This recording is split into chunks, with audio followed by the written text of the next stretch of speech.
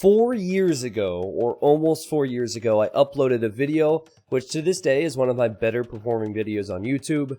It was called TheViper vs. Persian Douche Strategy.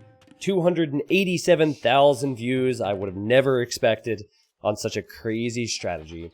And back then, this strategy was all about dropping a town center on the opponent and making them freak out. Since then, the strategy has become more and more frequent, more and more common, and more deadly because players have learned how to follow it up. So if you're watching this right now, I'd recommend that you watch the first edition because a lot of the things that I'm going to address is going to compare to 2016 Persian Douche strategy and 2020 Persian Douche strategy. And we have the best player of the world, TheViper. He's here in the green playing as the Japanese against Vivi. And guys, it was the exact same scenario. We have a Chinese player who's Persians. Persian Town Centers have double the HP. And then we have Viper playing as the Japanese. I couldn't have drawn it up any better. When I saw this, I couldn't believe it. I actually had to go back and check. Yeah, Viper was Japanese 4 years ago. And yes, it was a Chinese opponent doing this. So Vivi, or Fat Dragon, he's a very well-known player.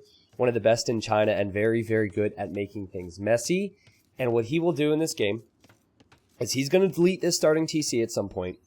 He's going to rebuild it and build it next to the Viper's TC. Yeah, it's a weird strategy. Then you garrison, then you shoot arrows. But if you've been around the community over the last year or two, you're probably very well aware of what the strategy is because of players like Rubenstock, players like Yupe, and many more. All right? So good thing about having Japanese is Japanese are very flexible civilizations. So funny enough, it is one of the best civilizations to face up against this type of strategy because it's likely you're going to have to rebuild lumber camps and mills, and those are all very cheap. You save that wood savings is very nice, and then you have all options available to you. You have faster attacking infantry, you have archers, you have scouts and knights, and everything that you would want, Japanese do have. So while we wait for the incoming TC, Persians start with 50 more wood and 50 more food, and Vivi has 4 on wood already. I believe he sends a 5th too, so it's gonna come. Just remember that this strategy is not so much about the KD. It is about making it so your opponent cannot create vills while you can. So I know it sounds ridiculous, because at some point, this player is going to have to delete their town center. And that's a period in time where they don't have a town center to create villagers and create economy. But if it's deadly enough, then Viper might be in a position where he can't create villagers for a long enough period where there's a big, big vill difference. I'm going to break it all down for you, but we can compare what happens in 2016 to what had happened in 2020 and see how the Viper will deal with it. Now, granted, this is just rated games. You're not going to see this strategy used in tournaments by players other than Rubenstock or Yupe, most likely. But this is just cool. I'm looking forward to it. Viper brings in his boar now, and he'll be good. He'll have a lot of eco. As far as the map goes, Viper has a really nice gold back here. In fact, both of these golds are quite safe. If this was going to play out in in a normal way, I'd expect to see Viper to have the wall potential. And the wood lines and golds, all 3 golds being on the back is just as good as it gets. However, the map is also quite good for Vivi, or the Fat Dragon as I may call him. And here he comes. So he's sending villagers forward, and let's go to Viper's point of view. And Viper has not seen this yet. Dum-da-dum-da-dum. Just another day playing some rated games. I'm Japanese. We're going to go feudal age. Go archers. Go man-at-arms. That's what Viper's thinking. Dum-da-dum-da-dum-da-dum-da-dum. Now, if you scout this, there are some ways you can try and counter it. In 2016, Viper spotted it, and what Viper tried to do was build a bunch of houses. And if you watch it, he built a bunch of houses to block the town center foundation, which is quite large, and still the opponent found a spot. All right? And I spoke to Rubenstock about it, because people in the YouTube comments are like, well, you can stop it by building palisade walls. He says, it never works, only makes the defender look like a fool. And so basically, apparently, you need to get so many areas covered that there, believe it or not, is always an area you can find. So here comes Viper. He sees the villagers. Now he's thinking, uh-oh, what is this? That TC is actually not close enough. So Vivi's like, I don't want to just lose the game right here. He deletes it. Viper tries to block it, and Viper can't block it. Had an opportunity. But yeah, at home, Vivi has deleted his town center, and he's now building one on Viper's face. Now, there's two very important things to bring up here.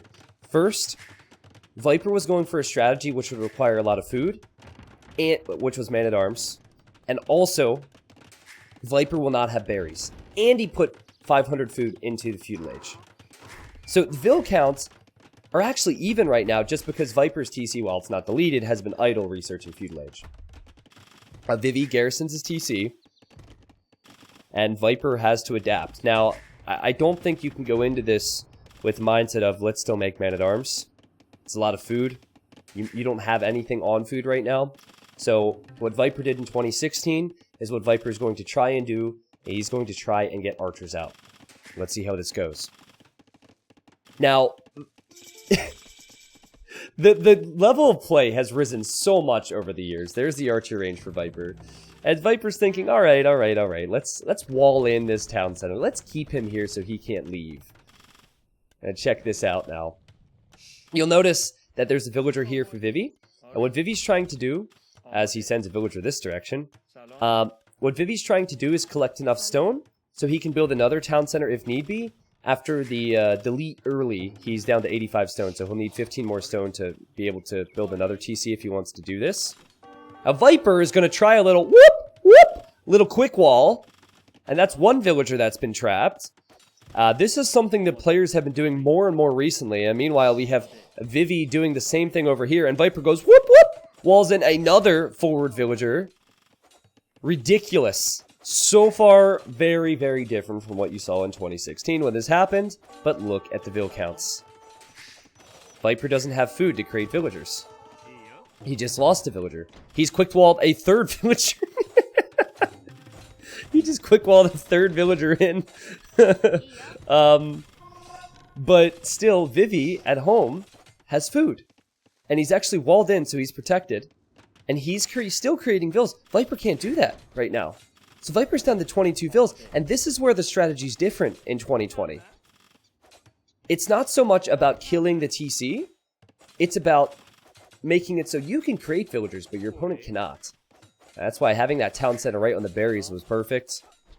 Viper does have a few archers out here. It'll take time to kill the villagers, and of course these villagers are kind of trapped. A very memey start to this game, but this is going to get so crazy. Trust me, it only gets crazier. You look at his score, you're thinking, well, Viper's in a good position. But if Viper can't field enough archers, it could be quite bad for him. Alright, well, the town center's down for Viper. What's Vivi gonna do? He has full HP villagers. He has food income. He can create new villagers. Viper cannot, so he's actually thinking of vill rushing, and he wants to wall in the archer range. Now, there's actually a straggler tree there. That straggler tree will need to be chopped so building can go up there, but if he walls in the archer range, then the archers won't be much of an issue, will they? That tree was chopped and palisaded so the villager could move back. We have amazing micro. Meanwhile, Viper's quick walling and repairing over here. Can you tell things are a little bit crazier now?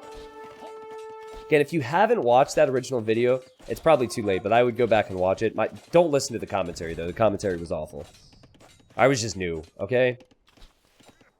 I think I streamed that for 100 people back then, and that was a huge deal for me. It's crazy how many people are watching Age 2 now, and I love it. But Viper, down to 21 vills. He is microing his archers well. This archer's kind of trapped in there between the gates. And I guess, again, the theory is, as Viper's rebuilding his TC, and he's microing quite well, all things considered. Vivi might lose a few villagers, but he can continue to create more. He actually has a 12 vill lead. And these villagers are going on a walk. These villagers are going on a walk. And update on this. Viper will, I guess, continue to quick wall villagers over there. But he can't make many more archers right now. Which is a concern. And there's a weak one for Viper.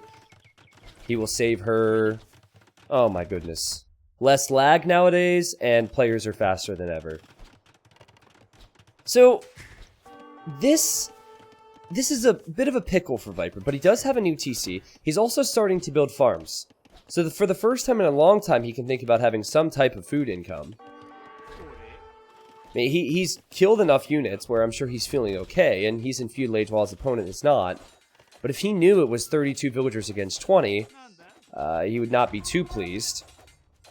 Viper, again, great job at saving this villager from going down. There are not many players in the world who could do that. Are you... Okay, I mean, I tried to compliment the guy. I really did. Okay, maybe it just got too crazy for him there for a moment. Just focused on some other area of the map. So now he's at 19. Still no food income. That means no fletching. That means no new villagers. And he loses an archer to these villagers here. Now, man, this is ridiculous. He has 3 villagers forward, I guess, that were chasing Vivi's vills. He also has a scout, which is on full HP. Like, that... I don't know if you forgot about it. I guess he did, but that scout could help out so much, and he's building a tower here. And another tower here, too. So, again, the flexibility of Japanese to be able to build all these mining camps and lumber camps, quite helpful for Viper. He hasn't built many yet. But notice how many Vivi has on food. He has 23 on food. 23. Now, he's not going to have near as many in a moment because he'll have to abandon a farm or two and all these berries. But his food income will mean that he can click up to feudal age. Viper's still at 19 villagers. So there haven't been many times where I've seen Viper face up against this strategy. But at this stage of the 2016 version, Viper had counterattack with archers, and he was pretty much winning the game. Because the thought process behind the build was different back then. Back then it was drop the TC, shoot the opponents down. There was no like macro aspect to it. There was no eco behind it. And so players would just get stuck here. But that's not really the case right now. I mean, yes, these villagers are stuck, but Viper doesn't have a lot. He doesn't have enough. And here come strong villagers to build a gate. Again, Viper's in a situation where he actually can't add any more archers. So what does Viper do? He has an archer here. He knows that Vivi's walled in. He knows that there has to be villagers here. He's also sending one of his villagers. And he's walking back around with his archers. And Vivi tried to gate, so the archers couldn't get through. That didn't work. Now Viper's building a gate, so the villagers can't run.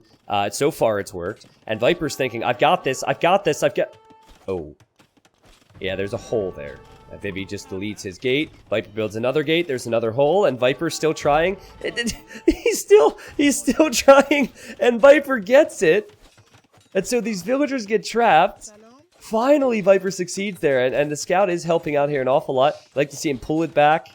Don't lose it. Well, I mean, I guess he's going to keep it alive anyways, as the villagers try and make a run for it. There they go. And it's still 32 villagers versus 21 now, so Viper is making more vills. I guess the villagers, can they hop into the tower over the wall? Yeah, they're long jumpers. I think Vivi also just double-clicked all of his vills by accident. Ridiculous. Viper loses an archer underneath the town center. Viper's counterattacking. And, okay. This, Viper quick walls his villagers. This is as good a sign as any that players are just a little bit quicker now. And that the meta can be messier, and the ability to adapt is higher than ever. Does Viper have a blacksmith? Okay, there it is. He needs fletching. If he gets fletching, villagers are going to melt. And Viper's sending these 2 archers to chase these villagers down because he knows they went that direction. There were these farmers over here bringing in food income, if you're wondering about the food eco. But you'll notice Viper's slowly starting to expand his eco, just a little bit with some farms. That archer will get shot down. I guess he can produce units out of the range, but he didn't set a gather point. Not sure what happened there, but he should be able to get some archers out of there. And then these villagers, I don't know where they were going. I guess they were on gold for Vivi. They're running back, and Viper's still slowly breaking through this house. And so it's 8 on food versus 4 on food. And it could get a whole lot worse here for Vivi in a moment. Good recognition from Viper to realize he sent villagers elsewhere around the map. This is a large map. If this was a low elo legend game, players probably wouldn't look. Actually, Vivi's has garrisoned his TC to shoot the range down. So now Viper can't use that archer range because, well, it's dead. And Vivi's been on stone somewhere. I don't even know where he's been. Oh yeah, he's been on stone over here with these weak villagers.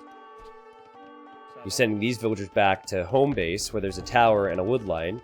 And now he's going to batter down Viper's tower, batter down another Viper tower, and I guess realizing that Viper doesn't have his archers here, start tower rushing. 39 villagers versus 27. Now we have Vivi, who's in the lead, making skirmishers, trying to defend from those archers. The Viper's now building a counter tower. Viper will and has broken through here just to find that there's already a tower prepared. 40 population against 34 population. Good recognition for Viper, though, with this defense. I like how he's pulled his vills, pulled the boys. We'll end up taking this tower down. Are you stressed? Because I'm a bit stressed. I'm also impressed, because both players have played so unbelievably well. For Vivi to do this against Viper and be winning in population is something else. Viper needs that food income. He sees the deer. He'll take the deer. Cheap meal for Japanese, helping out. Viper has stone income. He has wood income. He has gold income. He has food income. So he has everything. Imagine if he didn't have his stone and gold here, though. Imagine if it was forward. I've noticed quite a few times that Vivi's getting housed. Like, you see this? He's pop capped. I think that's what you can expect from really messy games. Both players built towers. And the skirmishers, I don't know where they will go. But for now, they're actually needed over here. There's not many archers for Viper. He's just defending with towers. Now, Viper's making a stable. And if he has enough on food, he could make scouts. I think he could probably produce a few. But 11 on food isn't too much. But just 1 or 2 are needed for the amount of skirms that Vivi has. Unfortunately, in Age of Empires 2 DE, there's no in-game chat yet. I hope it comes. I've been begging for it for 7 months now. But there was a signal there. So knowing Vivi and Viper, they're probably talking smack and having a good time here. Like, honestly, playing this way against Viper, you can't lose, right? Because it's a troll strategy. Even though it's a really good strategy, it is still a troll strategy. So if Viper ends up getting the win, you're just like, alright, whatever. Well, you know, I didn't play the standard. I didn't go scouts into skirms, into archers, into knights, whatever, you know? And then if you beat him, then you can rub it in his face. So I think Vivi, you know, he knows very well how good Viper is, and this is a strategy he's beaten MBL with. Vivi was actually the one who started that cross strategy for all my consistent listeners and watchers. Listeners. I guess you do listen too. The Viper tower's behind this wood line. Vivi has just built another one. Has the stone to tower here, and I think it's necessary. But it's still very much focused over on this side. Viper scouts went down here and are attacking the mining camp now. So Vivi should know that Viper has scouts. And that's a bit dangerous now for him. Because Vivi doesn't have access to gold, so it's not like he can add archers. And here he defends skirms. Or defends with the skirms, rather. But Viper's scouts are going to go that direction, and those skirmishers could just get mopped up. So Viper now has more food eco. Because of this left-hand side, because of the mill, because of the deer, he has more food economy, and he's been defending really well with the towers. There's so many weak villagers in Viper's town. It's impressive how many he's been able to keep alive. Viper even fighting with his villagers against the skirms, and he summoned the wolves! Or the wolf. And oh, this could hurt Vivi big time. He is placing a tower, thankfully. But losing these skirmishers is going to hurt. He'll lose this one. He'll probably lose these as well. The Viper's actually in a position to build a tower on the other side of the wood line, on the left side. Looks like it's Viper who's getting attacked by the wolves, and... Oh, get it! Oh my god! That was... Yo! That was hilarious. Like, I've briefly looked at this game before. I didn't look at all the details, and oh my god, that was great. The tower just sniped the poor Vil. He was like, I have hope, and then, oh... sniped.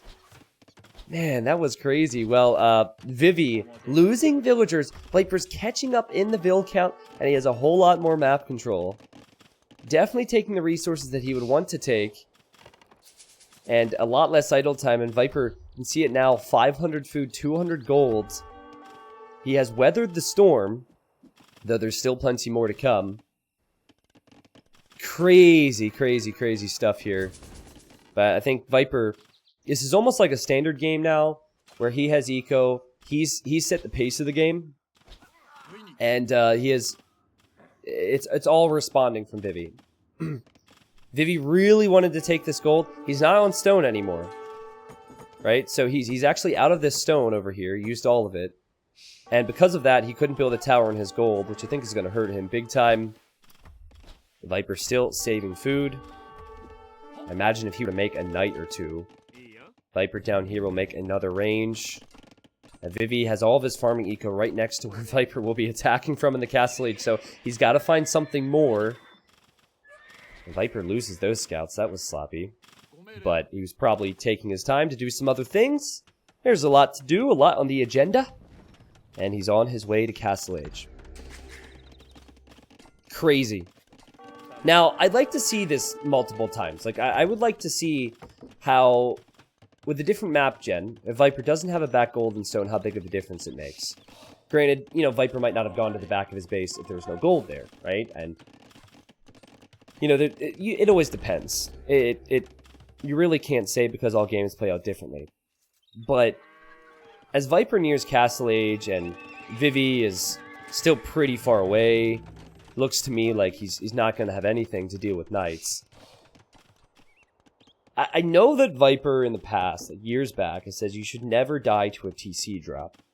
But he came pretty damn close here. And granted, he went for the weird Vil quick walls.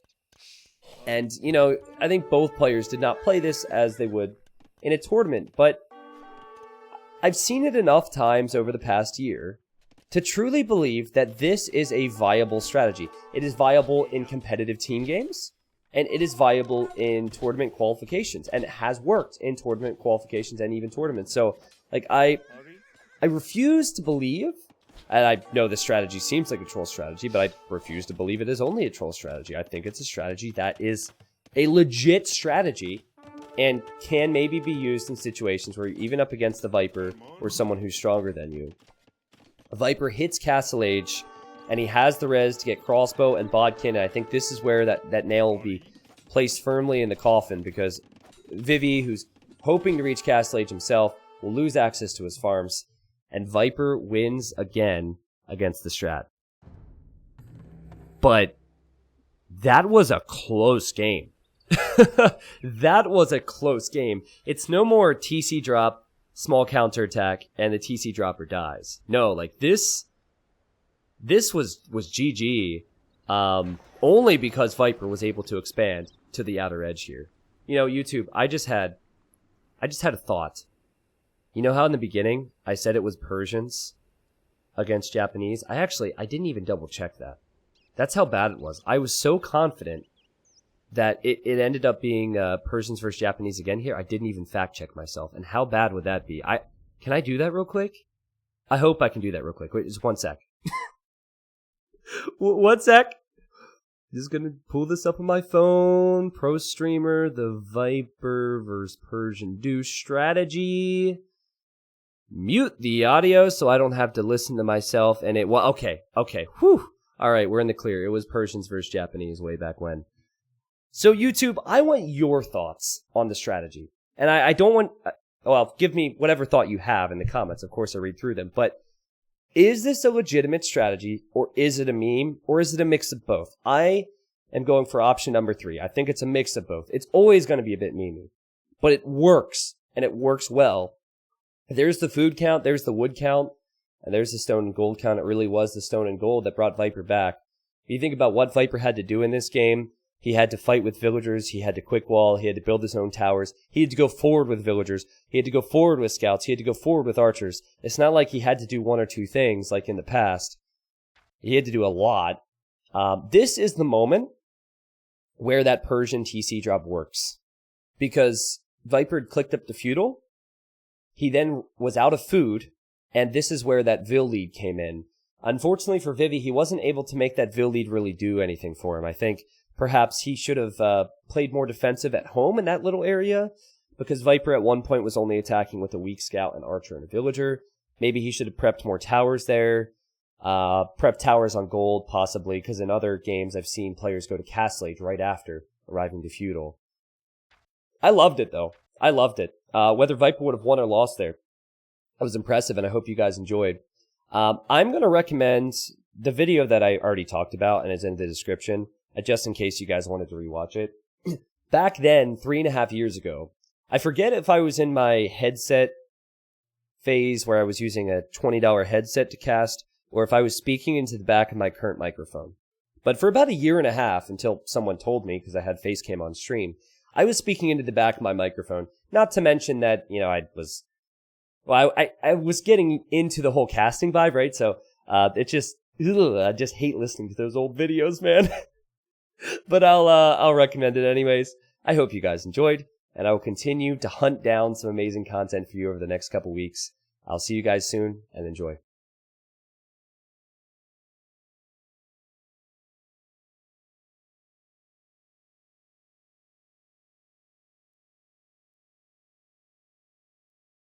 Okay, actually, one more thing. Pinned on that video is a comment from me, and it says, "Thanks for 6,000 subs, and thanks for being awesome, everyone." Wow. I actually got chills. The last time I casted TheViper versus the Persian Douche, 6,000 subs on YouTube, and we're at, 202 now?